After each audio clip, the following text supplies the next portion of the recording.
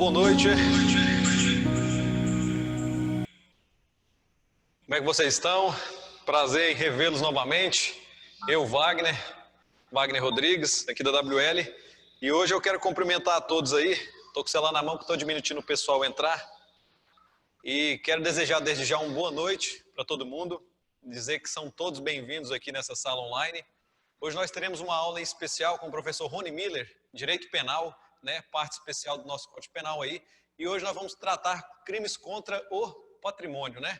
Então, eu quero desde já dizer que sintam-se à vontade para que possam tirar todas as dúvidas, aproveitar esse momento com o nosso professor e aproveitar esse momento que a Letícia divulgou aí, como os senhores devem ter visto, que é uma maratona nessa semana, onde nós teremos uma aula de direito penal hoje, processo penal amanhã com a Letícia e na sexta-feira direito penal militar com o nosso professor Tenente Marcelo.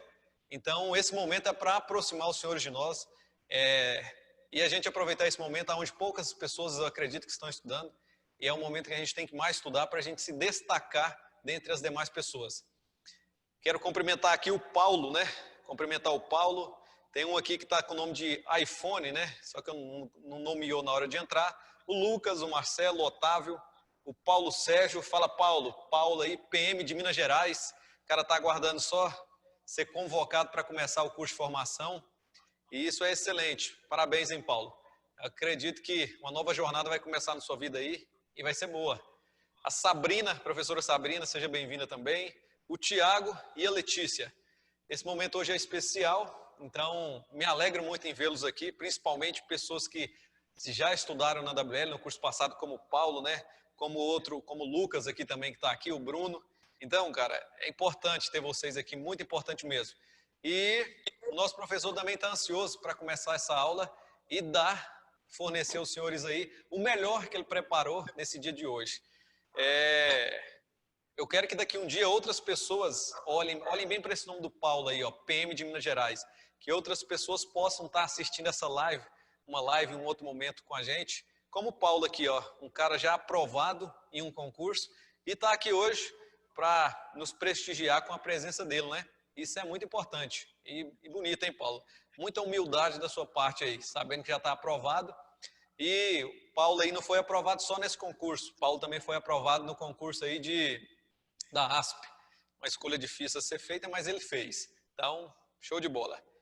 O nosso professor hoje é o professor Rony Miller, né? Ele vai trabalhar hoje com a nossa matéria de Direito Penal, e o professor Rony Miller tem aquela habilidade especial para poder fazer chegar até vocês de uma forma que fique perfeitamente capaz de ser entendida, né? Então, ele tem essa capacidade de levar ao aluno o conhecimento e simplificar por meio de exemplos.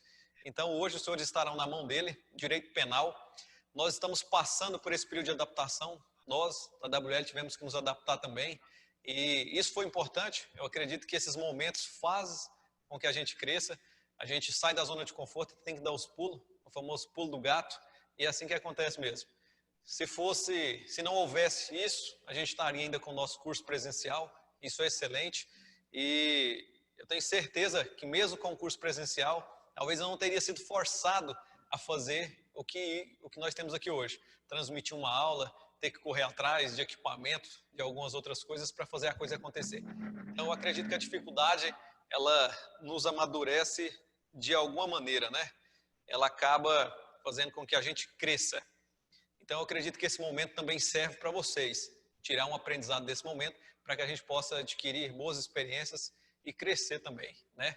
Vou passar aí a bola para o Rony Miller. Quero deixar aqui meus sinceros agradecimentos à minha esposa Letícia, à minha filha Radassa e às outras pessoas, alunos que são de outras cidades, né? Temos pessoas de Amorinópolis, temos pessoas de Montes Claros de Goiás, que é a Letícia, pessoas de Porá, ex-alunos do curso presencial que continuam conosco. E pode acreditar que o trabalho é dessa maneira mesmo que tem que ser feito. Você tem que continuar estudando, fazer até que a coisa aconteça.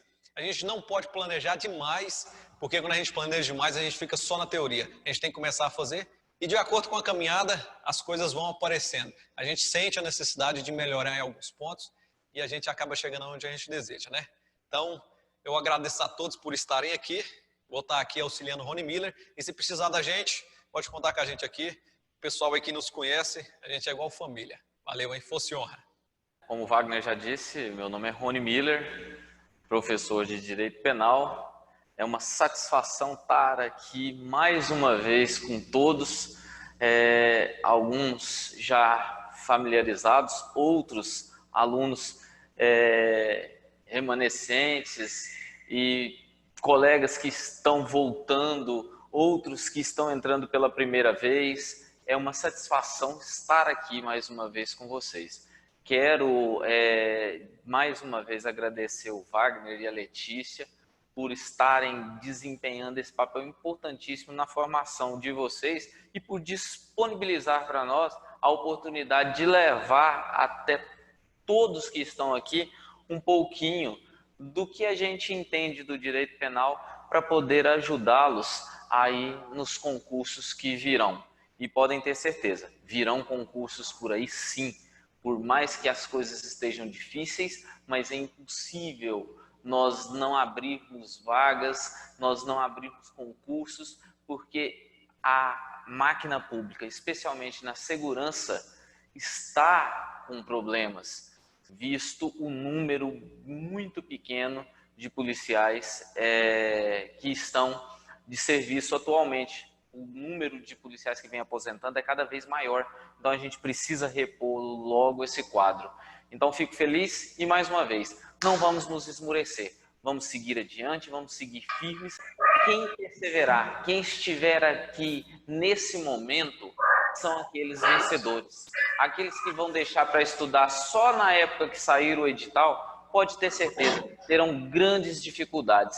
Então parabenizo vocês e vou me esforçar o máximo para que eu possa transmitir aos senhores e às senhoras o melhor que temos para o direito penal hoje. Então, do que nós trataremos na aula de hoje? Hoje nós trataremos de crimes contra o patrimônio. Mas, professor, o que seria esse patrimônio que necessita dessa tutela penal? Quando eu digo dessa tutela penal, que necessita dessa proteção. Pessoal, é o conjunto aqui, esse patrimônio, nada mais do que o conjunto de bens, tanto corpóreos e muitas vezes incorpóreos, é esse conjunto de bens que pode ser revestido em valor econômico. Então, a ideia do conceito básico de patrimônio é justamente esse complexo, esse conjunto, também interesse que tenha valor econômico. A ideia principal de crimes contra o patrimônio é porque estarão ligados à questão econômica, aquilo que eu posso reverter em dinheiro. Isso é o meu patrimônio, a ideia patrimonial está ligada a isso. E nós iniciaremos o artigo 155, trabalhando aqui hoje com o artigo 155, que trata do que? Furto. O furto vai nos proporcionar trazer vários conceitos que vão servir de molde para os outros crimes contra o patrimônio.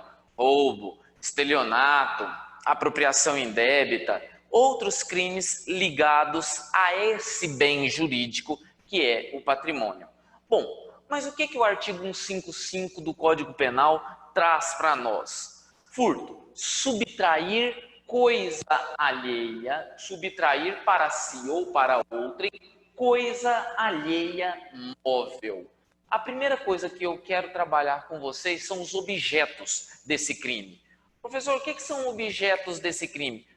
Os crimes possuem dois objetos. Quais são? O objeto jurídico e o objeto material. Qual a diferença entre esses dois objetos?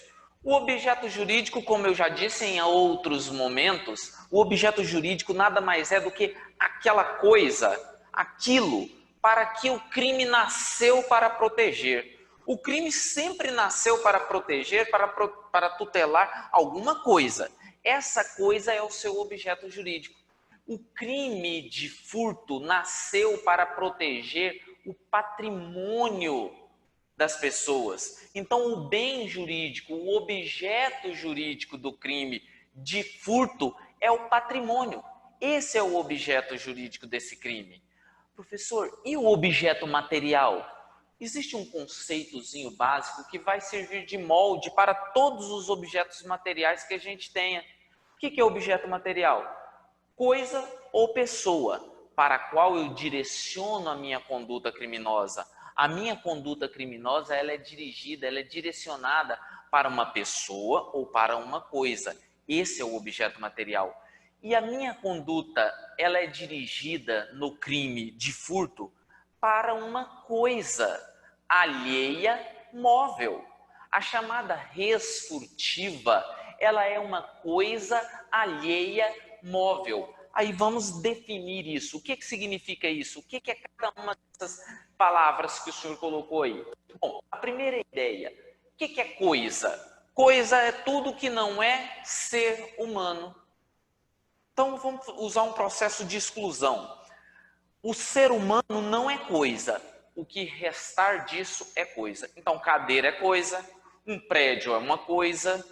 Ah, ótimo! Uma câmera é uma coisa. Então, tudo que não é ser humano é coisa. Ótimo. Mas esta coisa não basta que ela seja simplesmente coisa. Ela precisa ser uma coisa alheia.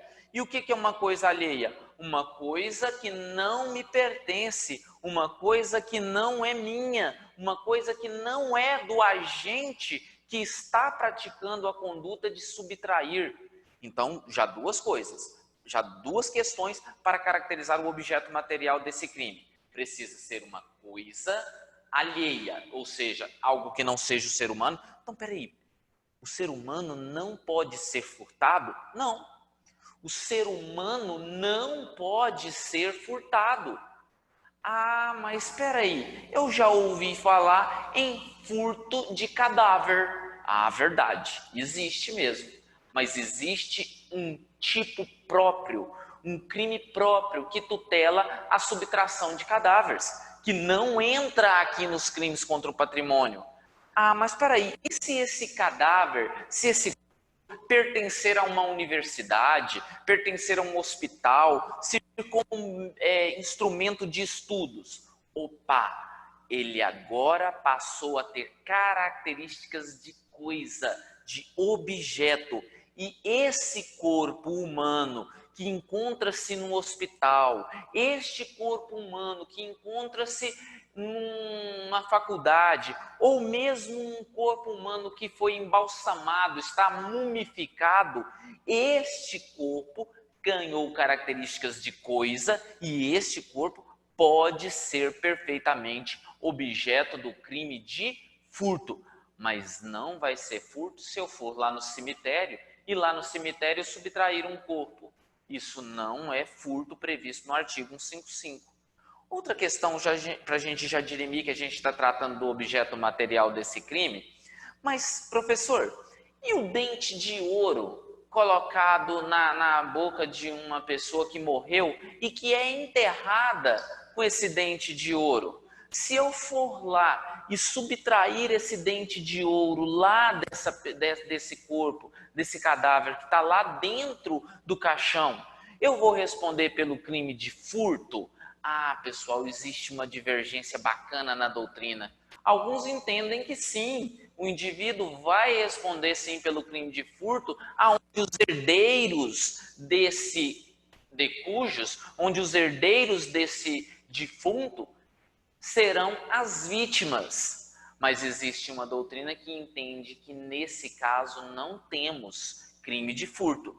Ah, bom, e agora? O que eu vou colocar na minha prova? No concurso, o que eu vou responder? Conta uma historinha lá para mim, que eu entro lá, violo uma sepultura e entro dentro dessa sepultura e retiro de lá os dentes de um indivíduo.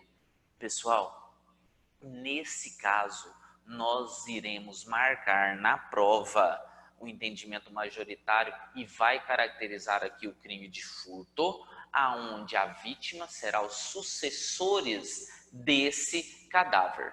Perfeito? Tranquilo? Então, olha só, estamos definindo aqui o objeto material do crime de furto. Por enquanto, vimos que a coisa tem que ser uma coisa alheia, móvel. Uma coisa que não é ser humano, essa coisa tem que ser alheia, agora ela também tem que ser móvel.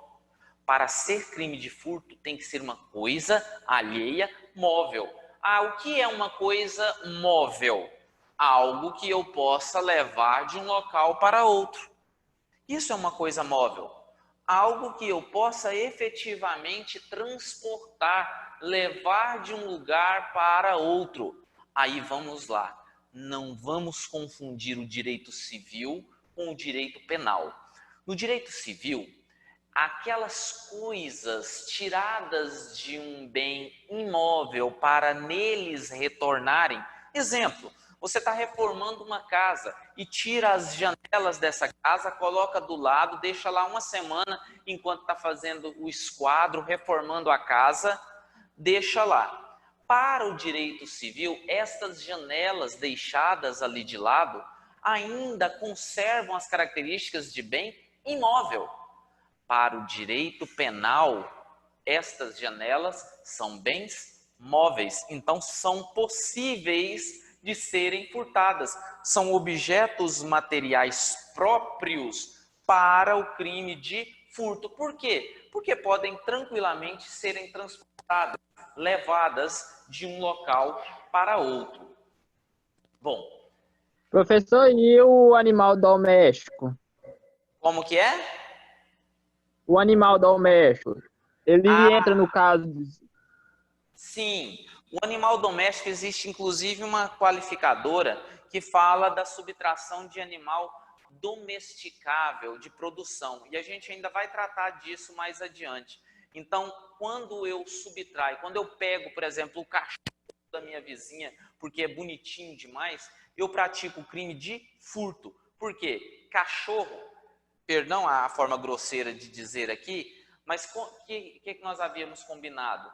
O que é coisa? Tudo que não é ser humano. O cachorro não é ser humano, então se enquadra em coisa. Então o cachorro pode ser sim objeto do crime de furto. Tranquilo?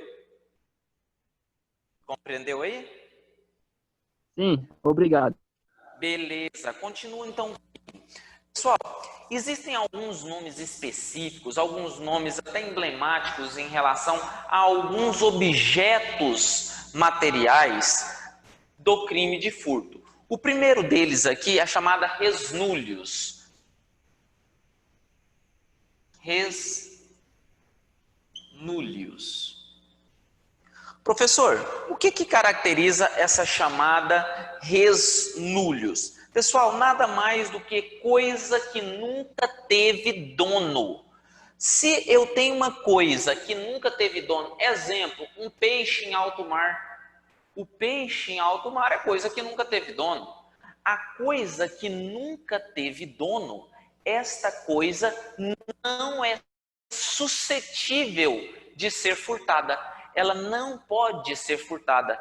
Bem-vinda aí, Amália. Satisfação vê-la aqui. Eu vou falando os nomes aqui aos poucos, pessoal, agradecendo a presença do Jordevão, Marcelo, que está aqui. Muito bom, viu, pessoal? Então, a res nullius, coisa que não tem dono. Peraí, para ser objeto material do crime de furto tem que ser o quê? Uma coisa alheia, uma coisa de alguém, uma coisa de uma pessoa.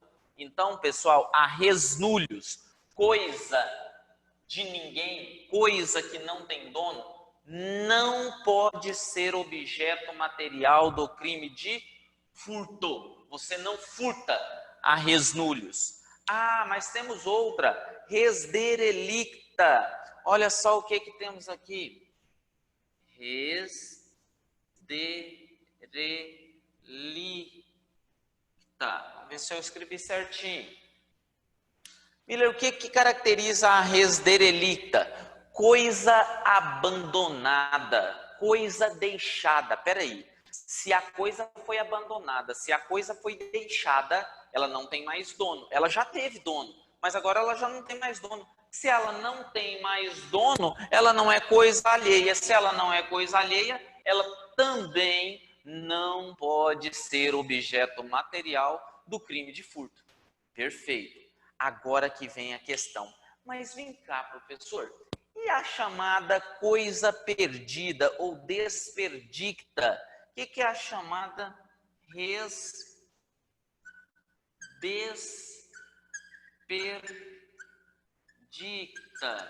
O que é a res desperdicta, pessoal? É a chamada coisa perdida. Vou chamar a atenção de vocês, porque aqui pode ser um objeto de uma questão bem tranquila de nós resolvermos. A coisa perdida, ela pode vir a ser objeto de furto, dependendo do local aonde ela foi perdida. Lembrem, se a coisa foi perdida em local público, se a coisa foi perdida em local público e alguém encontrá-la, não responderá pelo crime de furto. Entendam? Se alguém perdeu uma coisa, eu achei uma correntinha de ouro lá no meio do parque, não tem nome, não tem identificação, não sei de quem que era, e eu achei essa correntinha de ouro, é uma coisa perdida. Eu não respondo pelo crime de furto. Ah, Miller, respondo por algum crime, professor? Responde. Você vai responder por ação. Caso aconteça de você não a devolver no prazo de 15 dias, você vai responder pelo artigo 169, parágrafo 2º do Código Penal, que é a apropriação de coisa achada. Então, se você achar uma correntinha ou qualquer outro objeto em um local público, você tem o prazo de 15 dias para apresentá-la à autoridade policial, que vai proceder à investigação para ver se encontra o dono. Não encontrando o dono, ela entregue a você. Você a achou. Mas se você não entregar esse objeto encontrado em 15 dias para a autoridade policial, você responde pelo crime de apropriação de coisa achada, mas não pelo crime de furto. Agora vem o pulo do gato. Mas se a coisa perdida for em local particular, em local privado, e você encontrá-la, você responde pelo crime de furto. A res desperdicta, encontrada em local privado, em local particular, o agente que encontrá-la e ficar com ela responde pelo crime de furto. Exemplo, cheguei na casa da minha... Alguém falou alguma coisa? Cheguei na casa da minha vizinha e ao chegar lá, sentei no sofá. Sentei no sofá, senti algo me incomodando. Eu passo a mão e encontro um crucifixo de ouro. Passo a mão nesse crucifixo e guardo. Nesse caso específico, eu vou responder pelo crime de furto. Bem-vindo aí, nega. Aí o que nós temos agora, pessoal? Então já falamos da res nullius, coisa que não tem dono, da res derelicta, coisa abandonada. As duas não podem ser objetos materiais do crime de furto. E da res desperdicta, que se encontrada em local público, eu tenho 15 dias para entregar à autoridade policial, ou então eu respondo pela apropriação de coisa achada. E se encontrada em local privado e eu ficar com ela, eu respondo pelo crime de furto. Professor, e a coisa comum? Pode ser objeto do crime de furto a coisa comum? Pessoal, a coisa comum é aquela que pertence a todos. E desde que ela esteja nesse estado, pertencendo a todos, eu não respondo pelo crime de furto. Mas se essa coisa que pertence a todos, se ela for isolada, se essa coisa que pertence a todos, eu conseguir individualizá-la, exemplo, engarrafar água mineral, engarrafar oxigênio nos cilindros para mergulho. Nesse caso, essa coisa que era uma coisa comum desde que ela foi individualizada, ela pode sim ser objeto do crime de furto. Tudo bem, pessoal? Muito bom. Jordevan, satisfação, meu irmão. Josimeire, Juvenil, Kevin, muito bem-vindo aí, pessoal. Vamos lá, continuando, pessoal, aqui. Professor, e os semoventes? Qual é a distinção, qual que é a diferença? O que é semovente? Pessoal, semovente são aquelas coisas que têm movimento próprio. São aquelas coisas que se movimentam por si, normalmente podendo ser o quê? Dirigidas, encaminhadas. Exemplo clássico de um semovente, gado. O gado é um semovente. Então, os semoventes, esses animais geral que tiveram propriedade, eu chamo a atenção de vocês para um nomezinho emblemático, que existe um furto específico chamado de abigeato. O objeto material do crime de abigeato é gado, exclusivamente gado.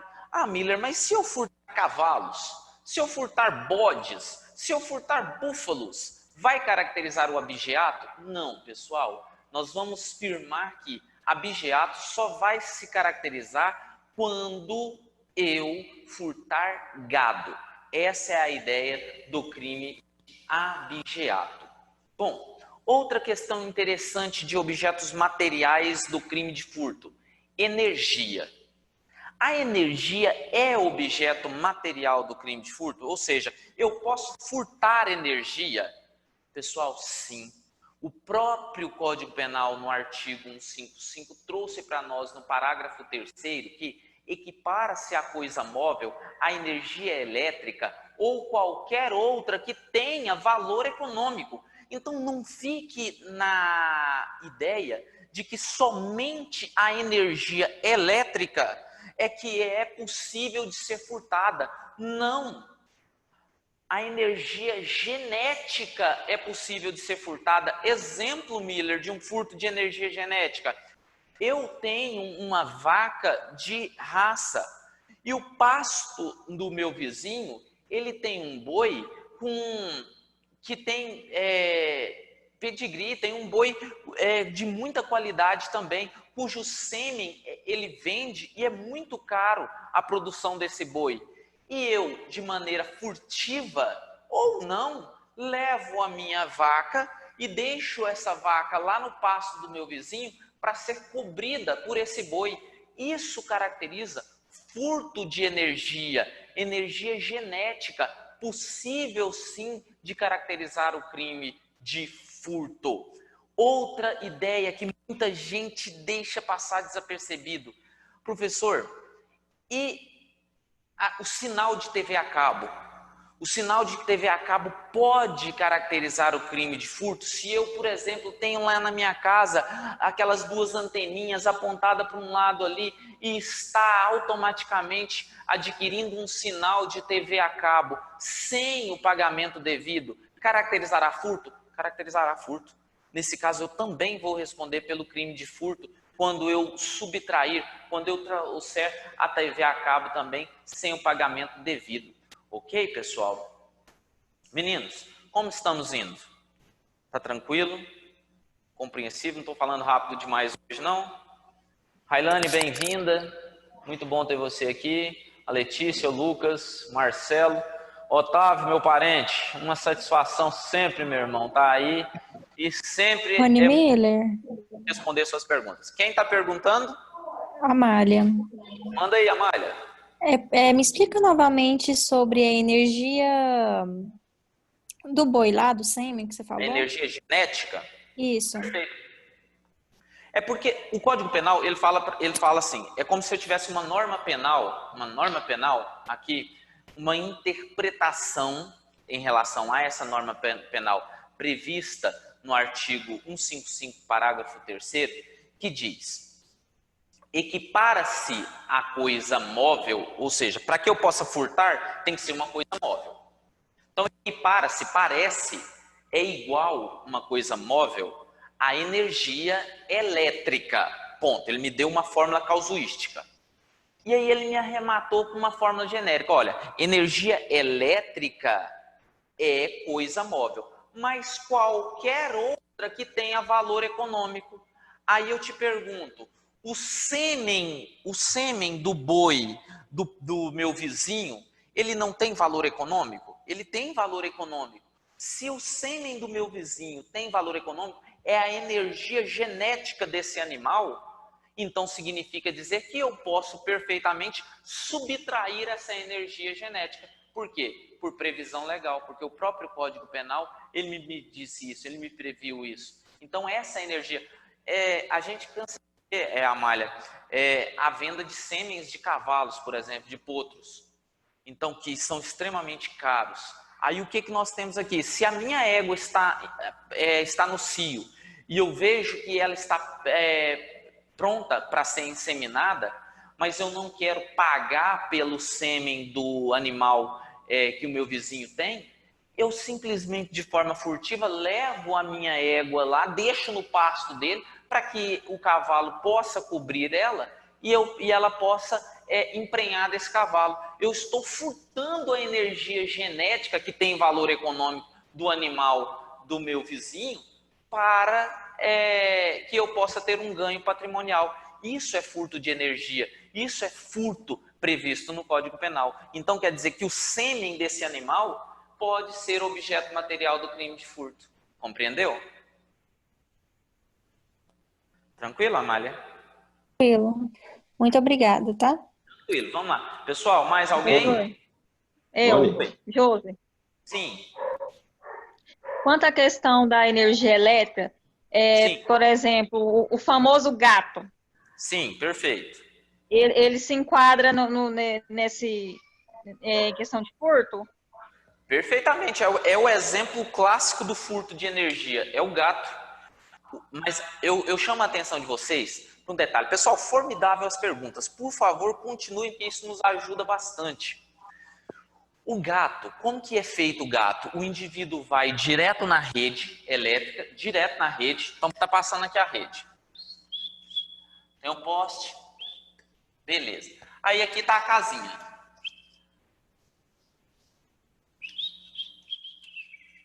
Beleza. O que o gato faz? O indivíduo vai direto lá na rede elétrica e traz a energia para cá. Direto da rede elétrica e traz a energia para a sua casa. Isso é o gato. Isso é furto de energia elétrica. Enquanto ele estiver subtraindo, enquanto ele estiver puxando a energia direto da linha, direto do poste, dos fios de alta tensão, ele está praticando o crime de furto de energia. Por que eu quis fazer questão de chamar a atenção de vocês? Porque existem pessoas que fazem o seguinte. Suponhamos que isso aqui seja o padrão da casa, o que mede a energia elétrica. Aí o que o indivíduo faz? Pega a energia que passa pelo padrão e vem para a casa dele. O indivíduo faz uma adulteração no padrão. Ele adultera o padrão. Ele faz com que o padrão tenha uma leitura mais barata do que a que deveria fazer. Nesse caso, pessoal, não temos furto de energia. Nós temos uma fraude. E fraude se caracteriza lá nos crimes de estelionato. Perfeito? Compreendeu aí o furto de energia? Quando ele vem direto da fonte e entra na sua casa, furto. Quando ele passa pelo padrão, o padrão faz uma leitura diferenciada, menor, e joga para sua casa, nós temos estelionato. Mas espera aí, deixa eu criar um outro exemplo. Suponhamos que esse padrão aqui, seja só de mentirinha, seja um padrão só fictício. Ele não faz qualquer tipo de leitura. A energia sai daqui, passa por esse padrão e vem direto para sua casa. Pessoal, nesse caso, o padrão só está servindo ali de quê? De enfeite. A energia está saindo direto da fonte e entrando na sua casa. Nesse caso, furto de energia. E vou dizer mais, para os mais perspicazes aí, pessoal, furto de energia, um crime permanente. Rony, o que é um crime permanente? Enquanto ele estiver puxando a energia, Enquanto ele estiver trazendo energia, ele está praticando o crime. Ele pode ser preso em flagrante a qualquer momento em que ele esteja o quê? Em que ele esteja furtando, subtraindo, puxando essa energia para a sua residência. Pessoal, e aí, tranquilo? Ô, Rony, e de internet existe? Também a energia da internet, ela não tem valor econômico? A minha tá caríssima, estou pagando internet caríssima. Mas eu vou ficar nessa época sem assistir. Deixa eu ver qual série que é boa que eu estou assistindo. Qual série que eu estou assistindo? Ajuda aí, Dona Maria, qual série que nós está assistindo? Rapaz, eu esqueci a série que eu estou assistindo. É boa demais. Ah, lembrei. Os 100. Essa que eu estou assistindo. Boa demais. Recomendo. The Signer. Recomendo para vocês assistirem depois que passarem no concurso. É lógico. Pessoal, volta para cá. Não é mal, hein? Olha, tem que ser, né? Só depois que passar no concurso. Paulo, bem-vindo, meu irmão. Tá? Satisfação tê-lo aqui. Vem comigo. Pessoal, um fato bem interessante, eu chamo a atenção de vocês para a gente trabalhar aqui, porque isso aqui é tema do penal 1, mas que é fundamental no estudo dos crimes contra o patrimônio, que trata-se do princípio da insignificância. Olha que legal. Princípio da insignificância. Aí. Pessoal, o que o princípio da insignificância remete? Ele faz aí. Ele estabelece o seguinte. Sua natureza jurídica, ou seja, o que é isso para o direito penal? O que ele significa para o direito penal? O princípio da insignificância nada mais é do que uma causa excludente de tipicidade. Vai excluir o tipo penal, não vai permitir que eu encaixe, que eu acople, que eu adeque a conduta que foi praticada no mundo real a um tipo penal, a um artigo. Então exclui o tipo, exclui o crime. De forma bem direta, vai excluir o crime. Ruslane, essa fofura aí?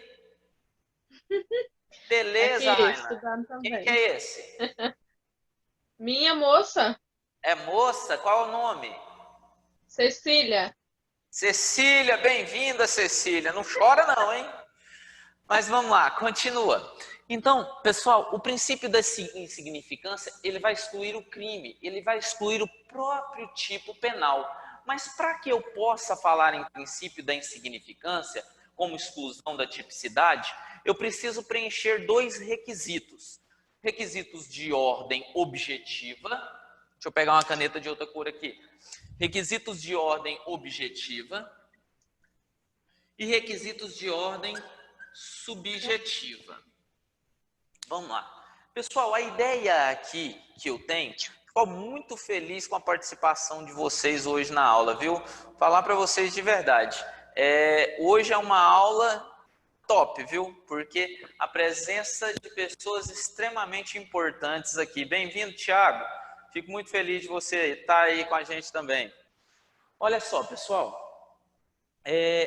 Quais são os requisitos de ordem objetiva para eu falar no princípio da insignificância? O primeiro deles, mínima ofensividade da conduta. Mínima ofensividade da conduta. Eu vou traçar todos aqui primeiro, para a gente depois trabalhar um por um, cada um desses requisitos. Segundo, ausência de periculosidade. Ausência de periculosidade. Ausência de periculosidade. O que mais, Guilherme? Reduzido o grau de reprovabilidade da conduta. Reduzido grau de reprovabilidade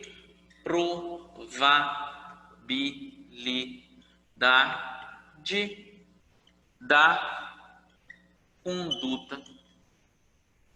E o último requisito de ordem objetiva trata-se da inexpressividade da lesão jurídica. Inexpressividade da lesão. Inexpressividade da lesão. Bom, vamos trabalhar esses itens aqui primeiro, pessoal. Olha a ideia.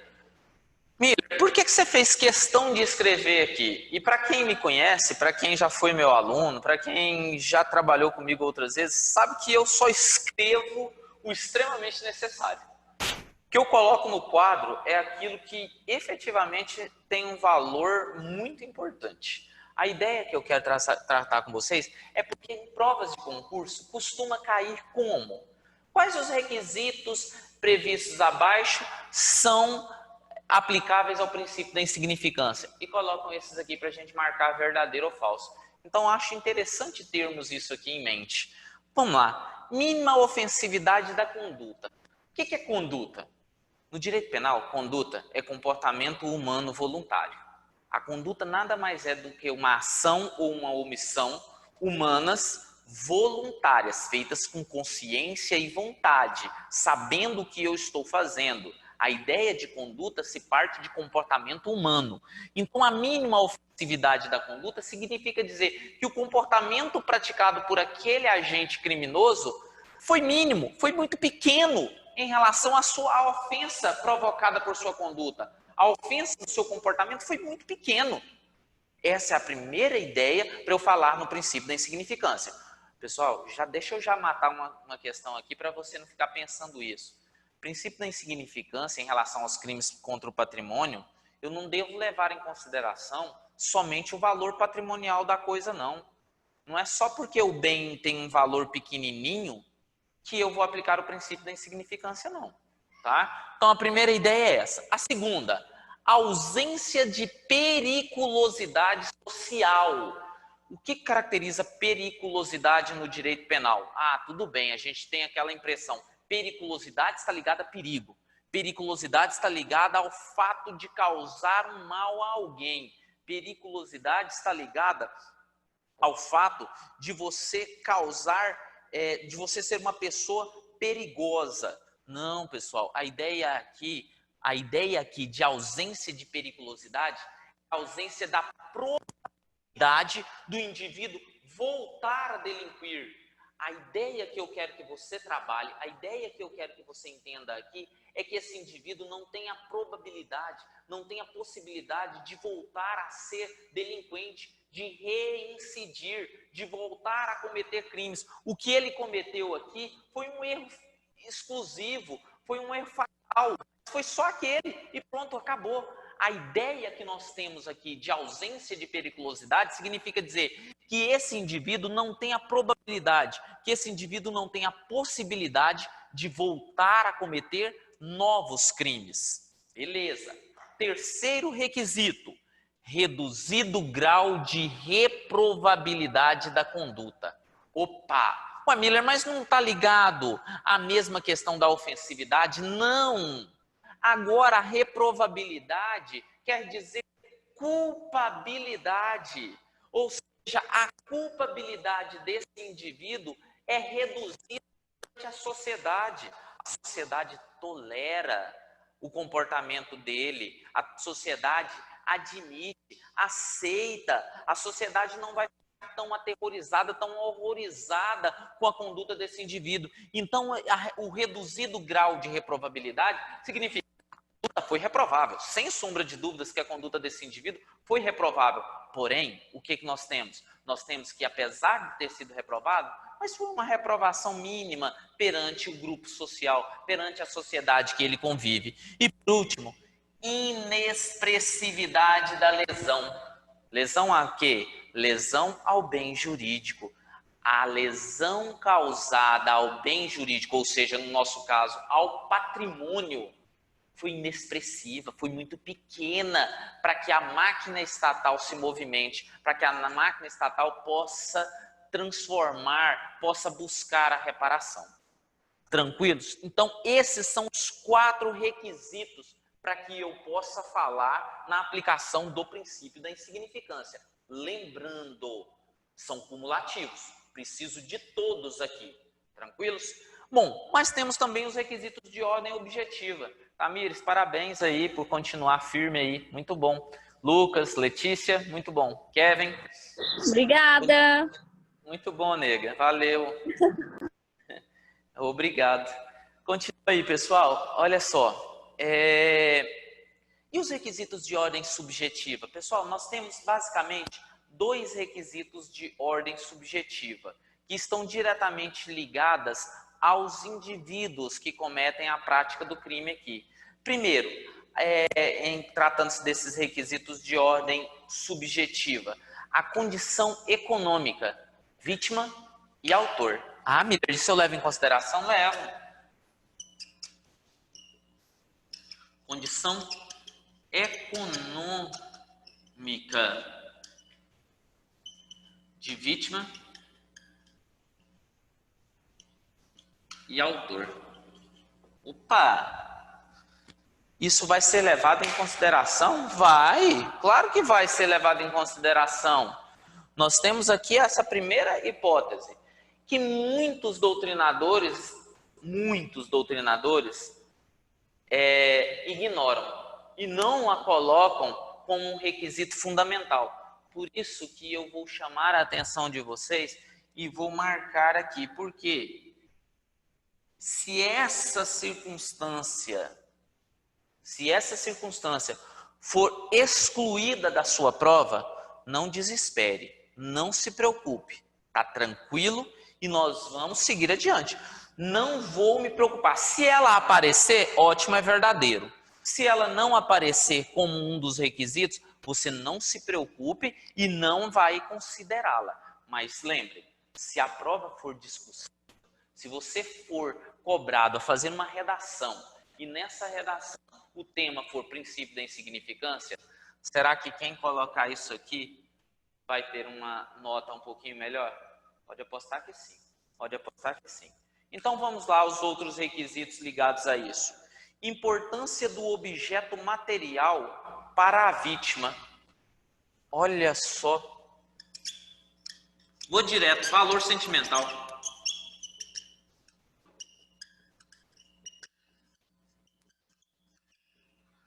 Pessoal, marca um xizinho nesse aí, porque esse é massa, hein? Valor sentimental. Como assim? O valor sentimental, pessoal, já pode marcar. O valor sentimental de um bem afasta a aplicação do princípio da insignificância. Então, por mais ínfimo, por menor que seja o valor patrimonial de um bem cujo valor dele é sentimental, é para você, se alguém o subtrair, ele jamais poderá alegar o princípio da insignificância. Por que não? Porque o valor sentimental desse bem afasta esse princípio. Rony, me dá um exemplo, só para que eu possa entender. Imagine que você tenha ganhado da sua avó um porta-retratos,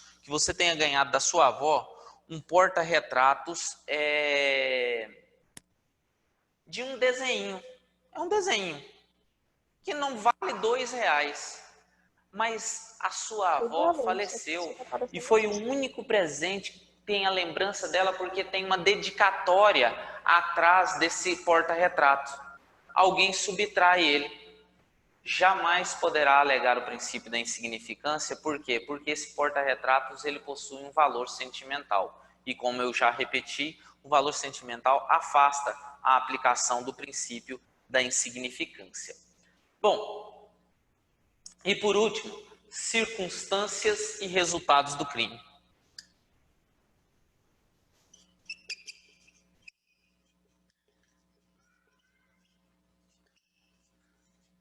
Resultados do crime. Como assim, Miller? As consequências do crime.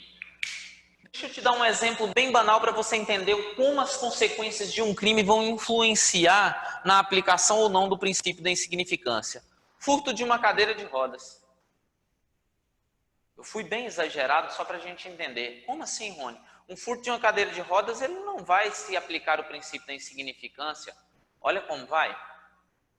Imaginem que essa cadeira de rodas tenha sido furtada de uma multinacional que fabrica milhares de cadeiras de rodas diariamente. E alguém subtraiu essa cadeira de rodas direto da fábrica. Ótimo. As consequências dessa conduta terão efeitos graves? Eu tenho certeza que não. Mas imagine que essa cadeira de rodas agora tenha sido furtada de um senhor que tem como único meio de locomoção, tendo em vista que ele teve as suas pernas amputadas, o único meio de locomoção é essa cadeira de rodas. Os efeitos, as consequências, o resultado desse crime, com certeza, serão muito mais graves, muito mais devastadores. Então, nesse caso, eu não aplicaria o princípio da insignificância. Tranquilos? Pessoal, o princípio da insignificância é algo bastante interessante para a gente poder falar e até mesmo objeto de prova. Alguém tem alguma pergunta a respeito do princípio da insignificância? Não? Tá ótimo. Rony, e o furto famélico? O que caracteriza o furto famélico? Ou seja, o que é o furto famélico? Qual que é a natureza jurídica do furto famélico? Pessoal, o furto famélico não se confunde com o princípio da insignificância. O que é esse furto famélico? Deixa eu só escrever aqui para a gente lembrar o que é. Furto famélico. O que é esse furto famélico? Pessoal, nada mais é do que o furto para comer. O furto famélico é aquele onde o agente subtrai alimentos para saciar a fome ou preservar a saúde ou a vida própria ou de terceiros. Mas naquele caso, pessoal, em que fica comprovado uma situação de extrema penúria do indivíduo. Ou seja, ele não tinha outro artifício que não fosse furtar. O furto famélico é o furto onde vai ficar caracterizado essa situação do indivíduo que ele não tinha outra escolha. Para se alimentar ou alimentar a sua família, ele não tinha outro meio lícito para fazer isso. Então ele teve que furtar. O furto famélico no nosso ordenamento jurídico, ele é tratado como causa excludente de ilicitude. Que causa excludente de ilicitude está prevista aí, Miller? Estado de necessidade próprio, quando ele furta para ele mesmo comer, ou estado de necessidade de terceiros, quando ele furta para outras pessoas se alimentarem. Tranquilos, pessoal? Então, o furto famélico vai ficar caracterizado aí como estado de necessidade. Tranquilos? Pessoal, vocês estão vendo que nós estamos fazendo um apanhadão geral de furtos, como fazendo vários comentários, seguindo, lógico, aquela sequência do esqueletinho que nós temos, mas vamos continuar aí com alguns objetos. Primeiro, isso ficou polemizado por muito tempo na nossa doutrina, que tratava do chamado do furto de talão de cheques. E aqui, quando eu falo furto de talão de cheque, também entra aqui o furto de uma folha separada de cheque. Vai caracterizar o crime? Pessoal, como a maioria dos concursos hoje em dia estão utilizando utilizando dos tribunais superiores para fazerem as provas, então o entendimento hoje do Superior Tribunal de Justiça é que não vai caracterizar o furto de talão de cheques ou da própria folha de cheques, não vai caracterizar o furto, porque caracteriza o princípio da insignificância. Furtar uma folha ou furtar o talão de cheques. O problema o talão de cheques está assinado ou o talão de cheques foi falsificado. Então, deixa de ser crime de furto, deixa de ser o crime de furto e passa a ser crime de estelionato. Tá bom? Passa a ser crime de estelionato, porque aí foi praticado uma fraude.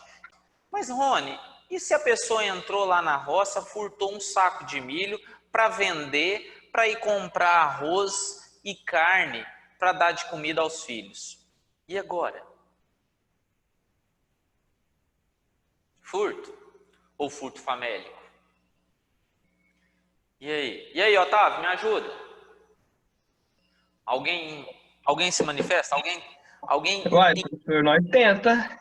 Então vai lá, parente. Não erra, não. O famélico, no caso, eu acho que iria se configurar somente como último recurso. Ele poderia, sim, suprir a alimentação com o milho. Agora, se ele teve a opção de conseguir algo ainda melhor, já é o furto. Perfeito. Pessoal, olha só, o que nós temos aqui? Essa retirada do milho lá da plantação para vender, ela já vai caracterizar o furto. Já vai caracterizar o furto. É claro que ele vai ter uma causa especial aqui de diminuição de pena, tendo em vista o dolus bonus aqui, ou seja, ele furtou por um bom motivo. O grau de reprovabilidade da conduta dele foi bem pequeno, mas ele não deixou de praticar o crime de furto. Lembrem, furto famélico é se ele furtar aquilo que ele vai comer, tá bom? Furto de alimentos para que ele possa comer ou dar de comer a alguém, tudo bem? Beleza? Tranquilo aí, Josi? Tranquilo, entendi. Por último, cartão ou cartão de crédito. Cartão ou cartão de crédito. Pessoal, se cair na prova furto de cartão ou cartão de crédito, apesar de que podem ser usados para praticar compras online, furto de cartão de crédito, os nossos tribunais superiores também têm entendido que não vai caracterizar o crime de furto. Quando eu subtraio um cartão de crédito, por exemplo, e uso, não vai caracterizar o crime, tudo bem? Então, isso é interessante nós guardarmos aí.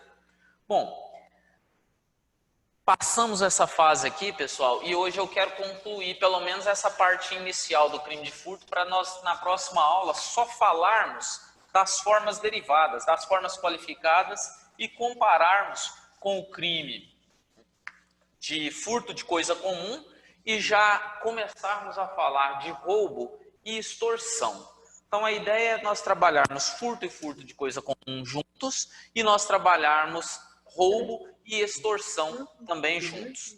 Tiago, bem-vindo mais uma vez, muito bom. Então, olha só, pessoal, agradecer aí mais uma vez, porque sem vocês isso aqui não existe, hein? Railane, Amália, Jordevan, Josimeire, Juvenil, Kevin, Marcelo, Otávio, Paulo, Tamires, Tiago. Valeu, gente. Muito bom ter vocês aqui. E todos os outros aqui que eu não falei o nome, que não está aparecendo direto na minha telinha. Mas obrigado pelo prestígio, pessoal. Muito bom mesmo dar aula vendo vocês aqui. Vamos lá. O que nós temos aqui? Eu ainda tenho mais um tempinho de aula? Hoje eu posso passar um pouquinho do meu horário? Então vamos lá. Pessoal, qual é o núcleo do tipo? Sempre, núcleo do tipo vai ser o verbo. Sempre. O núcleo do tipo de qualquer crime será o verbo. Aqueles crimes que têm apenas um verbo são chamados de crimes o quê? Uninucleares ou simplesmente crimes simples. Os crimes que possuem mais de um núcleo do tipo, mais de um verbo, são chamados de crimes mistos ou tipos mistos, porque possuem mais de um verbo. O crime de furto possui apenas um verbo, um núcleo, subtrair. Subtrair, pessoal, no sentido de retirar de alguém alguma coisa. Essa é a ideia da subtração. Você vai pegar algo, tomar algo para si, de forma furtiva, mas sempre, quando eu digo aqui de forma furtiva, a ideia que eu quis dizer aqui antes de dizer o sempre, não há necessidade de que eu furte algo sempre sem a pessoa ver. É possível que eu pratique um crime de furto e a pessoa esteja vendo eu furtar o seu objeto, veja eu subtrair a sua coisa. Mas é fundamental a gente entender uma coisa: furto jamais terá o emprego de violência ou grave ameaça. Jamais terá o emprego desses dois elementos. Ok? Rony, quais são os sujeitos desse crime? Quando a gente fala em sujeitos, tem que vir à minha mente o quê? Quando eu falo em sujeitos, eu tenho um sujeito passivo, eu tenho um sujeito ativo. O sujeito passivo, o titular do bem jurídico tutelado, o dono do objeto jurídico tutelado, aquele indivíduo que sofre a conduta criminosa. Sujeito ativo, um indivíduo que comete, um indivíduo que pratica a conduta prevista no tipo penal. Quando eu falo do sujeito passivo do crime de furto, nós estamos querendo dizer que esse indivíduo é aquele que tem a propriedade, que tem a posse, que tem o poder sobre a coisa alheia móvel, que tem o poder sobre essa coisa, é o dono dessa coisa alheia. Aí eu venho uma coisa aqui, pessoal, e já falo. Suponhamos que eu empreste uma coisa para uma pessoa. Eu emprestei uma coisa para uma pessoa.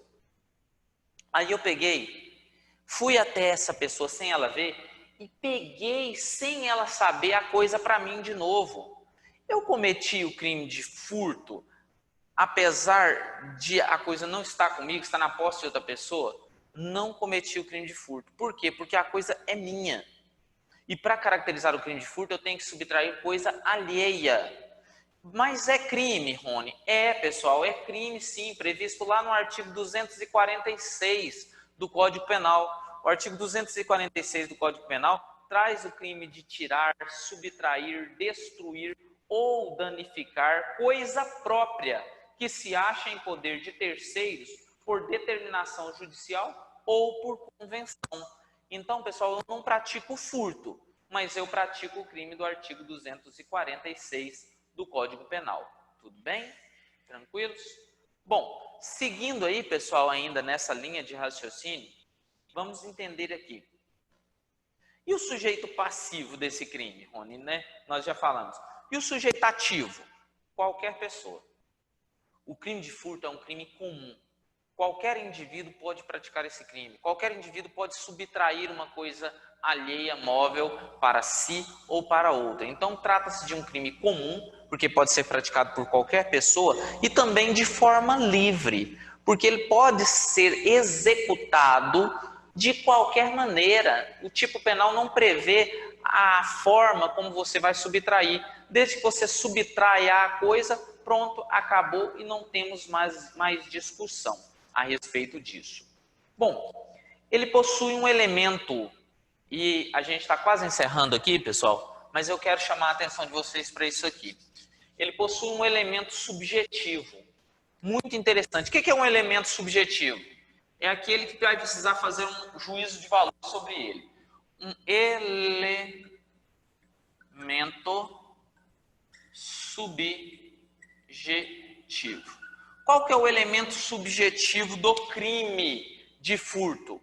A vontade de ficar com a coisa para si ou para outrem. O que chama isso? Ânimos.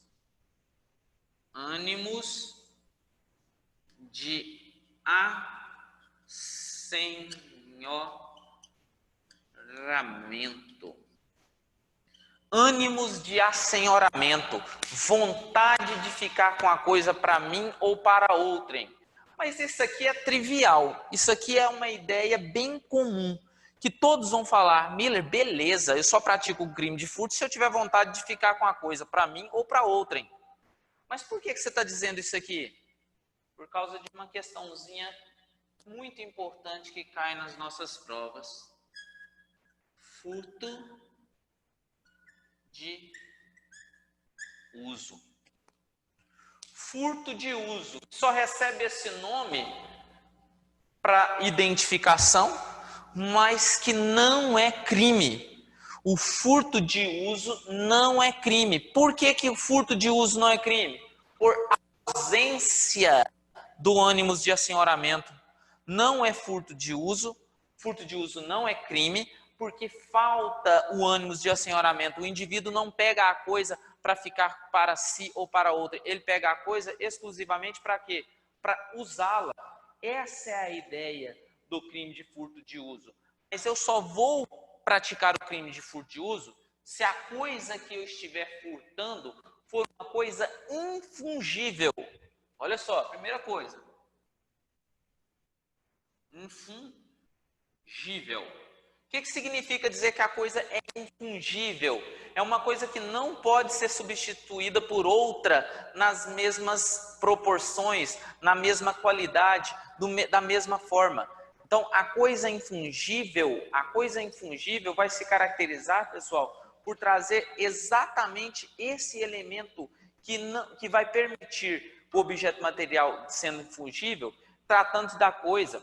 Dinheiro, por exemplo, não pode caracterizar. A utilização dele não vai permitir o uso desse elemento. Então, pessoal, vai ficar nítido aqui que o furto de uso depende desses elementos. O primeiro, que a coisa seja infungível. O segundo, a intenção de utilizar esse elemento momentaneamente. Momentaneamente, você vai usar e devolver. Então, uso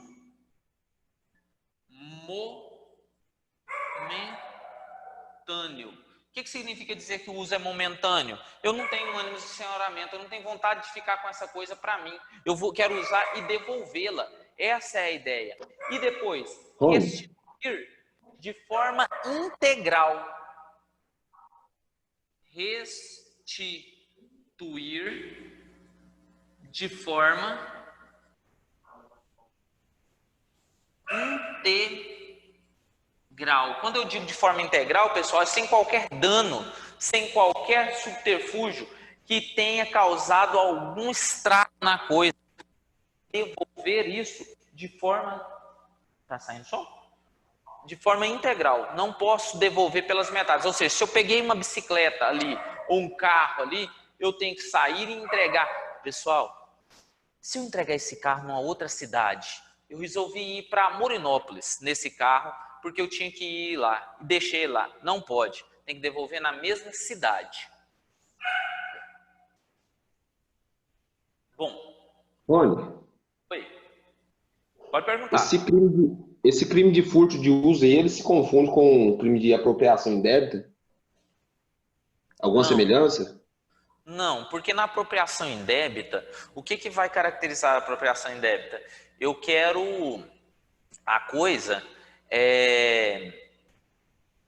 eu recebo a coisa de boa fé, e depois que eu recebo a coisa de boa fé, que eu já estou na posse da coisa alheia móvel, ou que eu estou na posse de uma coisa, eu passo a tratar ela como se fosse minha. Na apropriação indébita eu faço isso, eu recebo uma coisa de alguém de boa fé, ele me entrega emprestado ou para que eu tome conta, e aí depois que eu estou na posse da coisa, eu passo a dispor dela, eu passo a usar ela como se fosse minha e não devolvo mais. Isso é apropriação indébita. No furto de uso, você subtrai a coisa, mas sem vontade de ficar com ela para você. A única coisa que você quer fazer é usar aquela coisa de forma momentânea, passageira, e devolvê-la logo que você usou de forma imediata, sem qualquer dano, sem qualquer estrago nessa coisa que você furtou. Entendeu? Certinho, tá bacana. Tranquilo? Bom, pessoal, para nós encerrarmos a aula de hoje, eu quero falar da consumação do crime de furto. Hoje eu estava até discutindo com o Otávio, a gente estava falando sobre isso. Existem 4 teorias que todos os doutrinadores defendem. Alguns falam em 5, mas vamos falar das 4 teorias principais que definem a consumação. Pessoal, um momento importante da aula, porque além de estarmos encerrando, essa aqui é um tema muito interessante. Consumação. Quando que o crime de furto acontece? Pessoal, é importante eu destacar que eu tenho que ter um prejuízo patrimonial. É importante destacar que eu vou ter uma perca patrimonial. Então, as teorias que buscam definir a respeito desse crime, a sua ideia. A primeira, teoria da concretácio. Teoria da concretácio. Pessoal, de acordo com a teoria da concretácio, é uma teoria difundida no direito romano, essa palavra aqui, concretácio, ela significa contato com a mão. Para essa teoria aqui, teoria da concretácio, o crime de furto, ele vai se consumar quando o indivíduo triscar na coisa. Ele pegou na coisa com a vontade de ficar com ela, com a ideia de subtrair a coisa para si ou para outrem, basta isso para o crime consumar. Então eu entrei numa casa, quando eu entrei numa residência e eu quero subtrair daquela residência um notebook que estava em cima da mesa, no momento em que eu trisquei no notebook, eu consumei o crime de furto. Exagerada a teoria, então a gente não pode adotar essa teoria porque fica extremamente rígido a ideia do crime de furto. Segunda teoria, a teoria da apreência. Vamos ver se eu vou escrever certo isso aqui. Teoria da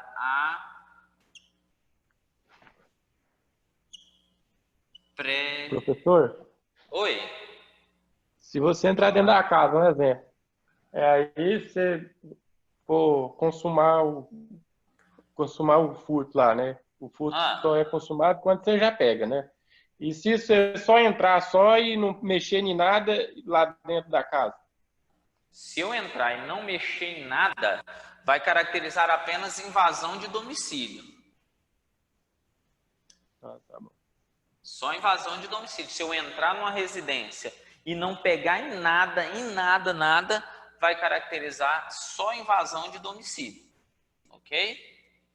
Agora, se eu pegar em alguma coisa, eu entrei numa casa para subtrair e peguei a coisa e subtraí, o crime de furto vai absorver o crime de invasão de domicílio e eu não respondo pela invasão de domicílio, eu respondo apenas pelo crime de furto, tá bom?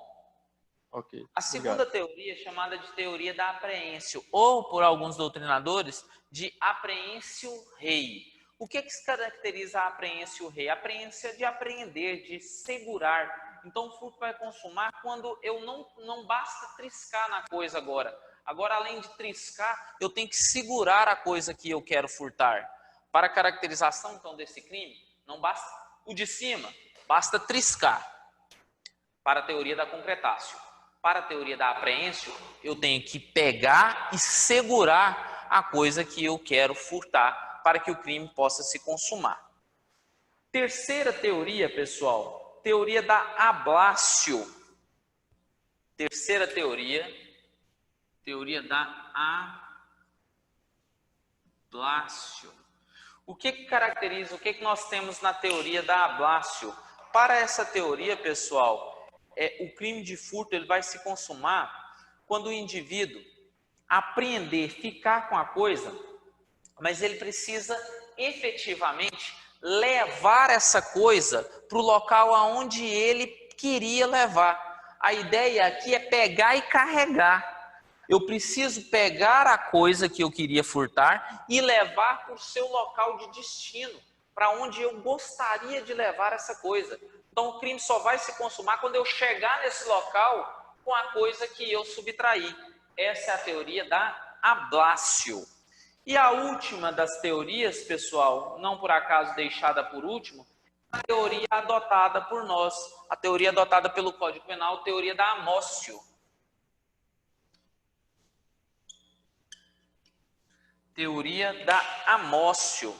Essa é a teoria utilizada, defendida pelo STJ, pelo Supremo, para a consumação do crime de furto.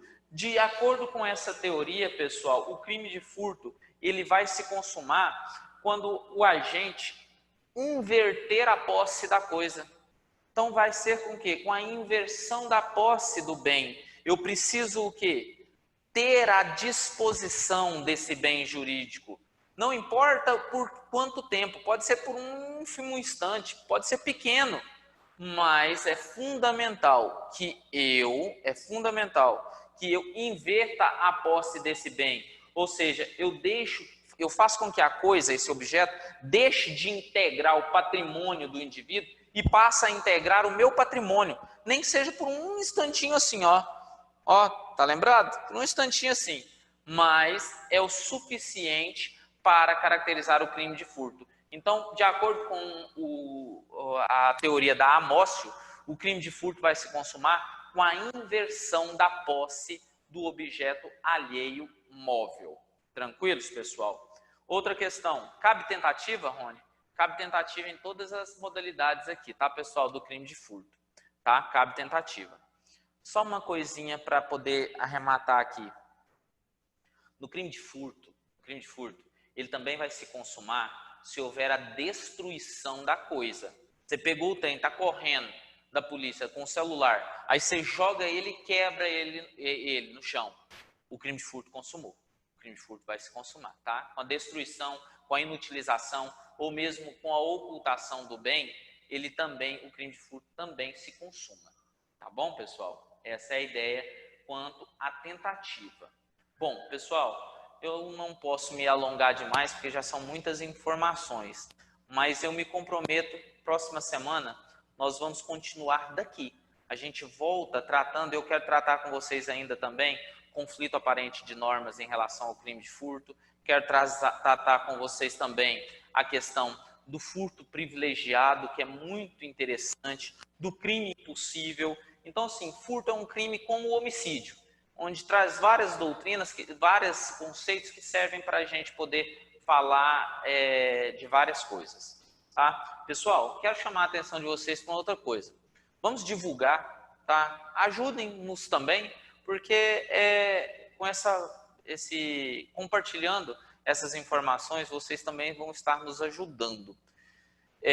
Amanhã, aula de processo penal, aula maravilhosa. O tema de amanhã com a professora Letícia trata-se das prisões. Então amanhã, pessoal, uma aula imperdível com a professora Letícia, que vai tratar de prisões, prisão preventiva, prisão temporária, muito interessante, muito cobrada em provas. Então não deixe de compartilhar com os colegas, com os amigos. Tiver uma oportunidade, dá uma lidinha no material antes, porque a prisão preventiva, a prisão temporária, as prisões, enfim, definidas no Código de Processo Penal, é algo muito cobrado, tá? Pessoal, queria agradecer, espero que tenham gostado da aula de hoje, apesar de ter sido um pouco mais corrida, mas dessa forma a gente consegue alcançar todo mundo. Agradecer a presença de todos aqui, Wagner e Letícia, mais uma vez, à frente aí de tudo, nos ajudando, nos colaborando com tudo. Obrigado aí a Amália, Jordevan, Josimeire, Juvenil, Kevin, Marcelo, Otávio, Paulo, a Railane, o Tiago, o Lucas, enfim, todos. Se eu esqueci o nome de alguém, me desculpe, mas muito obrigado. E em especial, muito obrigado, Tamires. Muito obrigado aí, pessoal. Um grande abraço para todos. Até a próxima.